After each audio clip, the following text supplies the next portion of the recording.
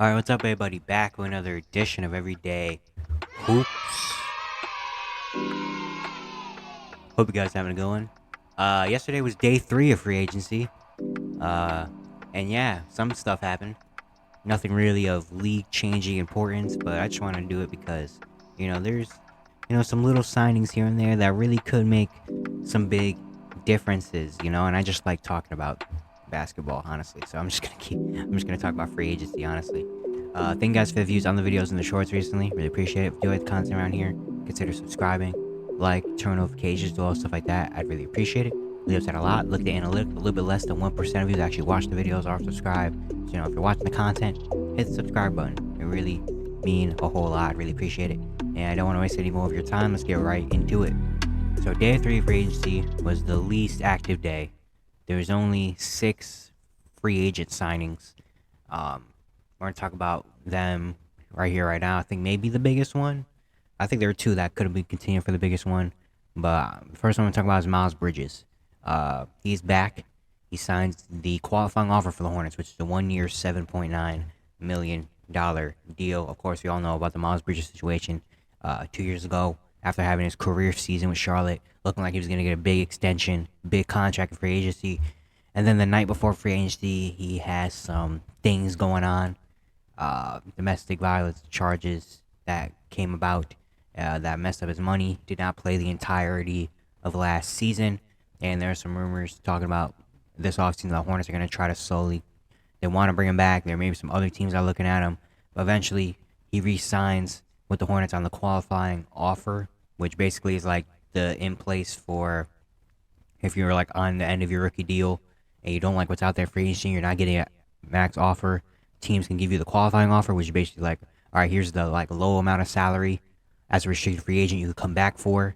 You could just sign that 1-year qualifying offer or come back next year on that small contract. But now, after this season, next off season, he'll be an unrestricted free agent. So basically, he'll do his 4 years of being with his rookie team, then he can go into unrestricted free agency with no limits, obviously. And yeah, this is kind of like a bet on himself kind of deal, but also just like we didn't know what else was out there for him. I don't know if teams are offering that much more money, especially because he didn't play last year. He has some legal things going on. He's going to be suspended for the first few games of next season, and he hasn't played in a year, so we don't know what he's like conditioning, athletically. We don't know if he can come right in and just do something, or if it's going to take him a little while to really get back, or if he's going to get back to that play that he was like 2 years ago before, when he was supposed to hit free agency and get his max contract. So, yeah, he's going to be back at Charlotte for another year. We're going to see how it goes, how he is on the court, how he's taken by the fans as well. I know a lot of people don't really like mess with Miles Bridges. I'm not one of those. I mean, I'm one of those people. I don't support what Miles Bridges did. Obviously, it's a very crazy thing to do. The basketball player Miles Bridges, we're gonna see what he's like next year, and yeah, it's just a better himself deal. And if he comes out and plays similar to what he did 2 years ago, maybe not the same amount of numbers or anything, but maybe if he plays just good enough, then maybe who knows? Maybe he can get a nice little contract next free agency. Who knows? But yeah, I'm interested to see what he does next year. What role he puts in Charlotte, especially now with Brandon Miller there. What role he gets to play, depending on also what PJ Washington, if he comes back, as he's also a restricted free agent over there for Charlotte. See what he does. But yeah, if he goes back, and we're gonna see how it goes. And then the next bigger free agent signing was Eric Gordon. He got waived by the Clippers a few days ago before free agency started, and he signs a 2-year deal with the Phoenix Suns worth $6 million. He has a player option for the second year. Eric Gordon at this point, at the end of his career, at this point, he's with the Rockets for a long time, had some good years there, but then he just became the veteran. He was the 30-something-year-old with a bunch of 19-year-olds, and it was just a weird look. He gets traded to the Clippers, has some decent showings, and now he's going to go to the Suns, and a really good deal for the Suns. He's just a dude that's he's going to shoot it. He's going to shoot the ball. You know about Eric Gordon. He has no fear of taking shots. So he's just going to be a shooter out there for the Suns, space the floor for KD, Book, and Bradley Beal. And yeah, the Suns, again, are just having a really good free agency. They don't have a lot of money, obviously. They got 4 players on max contracts, so they had little room to work with. But they're making some good signings. I mean, day 1 of free agency, they signed basically every just high IQ, decent role player that had a little bit of good showing last season, and now they also get Eric Gordon, another veteran player they can add into the mix. And the Suns are having a decent little free agency, you know. The next one I want to talk about is Lonnie Walker. He's leaving LA. He's going to the Brooklyn Nets on a 1-year deal. Obviously, he had a really good start to the season for the Lakers, and then the trade deadline free agency happened. He kind of got pushed back to the end of the bench. But then he also had that big game 4 in the playoffs against the Golden State Warriors in the second round, where he had a big fourth quarter. And now he gets to go to Brooklyn. Brooklyn did trade away some guys. They traded away Patty Mills and Joe Harris. They also Seth Curry's no longer there, so Lonnie Walker probably gonna get a lot of opportunities to back up guard. He come off the bench and score the ball. That's what he does. He's a bucket getter and also a very decent defender as well. And I really like to see what role he brings in Brooklyn next year. They also signed Dennis Smith Jr. the other day as well, so those are probably gonna be the backup guards for them. They also have Cam Thomas is still on the bench. Hopefully he gets some opportunity as well. But yeah, very happy for Lonnie Walker. Hope he can go to Brooklyn and have some good moments. Because I mean he's been a really solid player throughout his entire career. He just hasn't really gotten the big opportunity. He did have the big opportunity last year with the Lakers the first half of the year until they reshaped their entire team halfway through.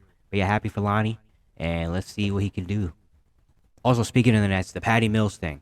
So my day 2 free agency video, we talked about Patty Mills. He got traded from Brooklyn to Houston, and he was supposedly supposed to be in the Dylan Brooks sign and trade, but he wasn't going to Memphis. So we didn't know where he was going to go. And so now we know Patty Mills is going to be to the OKC Thunder. So that Dylan Brooks sign and trade becomes a 3-team trade. So the Rockets get Patty Mills, and they trade him to OKC. OKC just gets another veteran guy they can use. Patty Mills at this point is at the back end of his career as well. Still can shoot that ball, though. One thing he's going to do, he's going to shoot those threes. And so maybe he can be a veteran leader over there with Giddey and Shea and all those guys, and see what he can bring over there in the locker room and stuff. So yeah, I just wanted to make sure you know where Patty Mills is going to be in OKC. And then there were 3 other signings going to hit on really quick. One I really like, Justin Holiday. Signs a 1-year deal with the Denver Nuggets, the champion Nuggets. They lost out a couple guys in free agency, but they pick up Justin Holiday. Another just really good fit. Holiday's always just been a really solid player wherever he goes, bounce around the league. He had a solid showing last year with the Mavericks after he got traded there. And yeah, he's just a big wing. That's the big 3-and-D wing. That's what the Nuggets really need. He's about 6'7", a lot of length, good defender, and then his shooting ability has always been really good as well. So yeah, just a really good pickup for the Nets. And another veteran guy we could throw in after they lost guys like Jeff Green and Bruce Brown dipped out. They bring in Justin Holiday. I think that's just a really good move for the Nuggets. Cody Zeller signs a 1-year deal with the New Orleans Pelicans. The Pelicans lost out on Jackson Hayes, so they get his replacement, I guess, Cody Zeller. He played decent last year in Miami's championship run or playoff finals run, and he gets to go to New Orleans and play a decent role. And then Corey Joseph signs a 1-year deal with the Warriors. He's a Warrior type player. Last few years he's with the Pistons. He was pretty solid. And now he gets to go to the Warriors, another backup guard. As they already have Chris Paul as a backup guard, so maybe Corey Joseph. It's just insurance in case Chris Paul misses some time. But yeah, Corey Joseph is just a very decent backup point guard, high IQ guy that's going to get his teammates involved. He can also, get his own a little bit here and there. He's a Warrior type player. He's going to fit in and play pretty solid there. But yeah, that was it for day 3 of free agency. Very interesting stuff, I'm guessing. And now, from now on in free agency, this is probably going to be just the dead points. But no fear, because we do have Summer League coming up. I'm going to be making videos about Summer League for the next few days as well. Very, very excited. It starts today, actually, the 3rd. The first game starts actually in about an hour.